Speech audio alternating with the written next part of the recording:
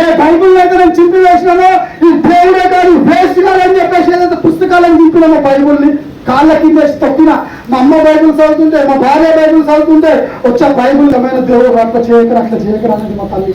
ఇప్పుడు అదే బైబుల్ ఒక్క బైబుల్ని చింపినందుకు ఇప్పుడు సికింద్రాబాద్ దగ్గర దూరంపేట దగ్గర చార్మినార్ దగ్గర ఇష్టం ఉన్నాడు బైబుల్ నడుచుకుంటూ తిరుగుతూనే ఉన్నా. యేసు ప్రభు ఒక కులాన్ని మతాన్ని మార్చే దేవుడు కాదండి, నీ జీవితాన్ని మార్చే దేవుడు. మా జీవితాన్ని మార్చిన దేవుడు నీ జీవితాన్ని కూడా మార్చగలుగుతాడు. సో నువ్వు అంటున్నావు, నువ్వు పాపము మానలేకపోతున్నావా, సిగరెట్ గుట్కా మందు మానలేకపోతున్నావా, నువ్వు గలీజైన సినిమాలు మోహము చూపును మానలేకపోతున్నావా. దేవుడు ఒక మాట అంటున్నాడు, ప్రయాసపడి భారము మోస్తున్న సమస్త జనులారా నా యొద్దకి రండి, నేను మీకు విడుదల ఇవ్వబోతున్నా అంటున్నాడు. ఈరోజు మీరు దేవుని దగ్గరకు వచ్చినట్లయితే దేవుడు మీకు విడుదలనే ఇవ్వబోతున్నాడు.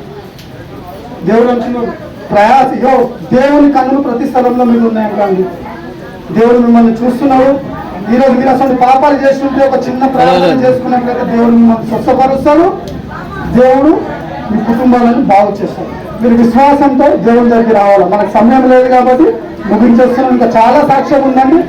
యేసు ప్రభు అయితే నిజమైన దేవుడు, మీ జీవితాలని మార్చే దేవుడు. ఓకేనా? చిన్న సాక్ష్యం.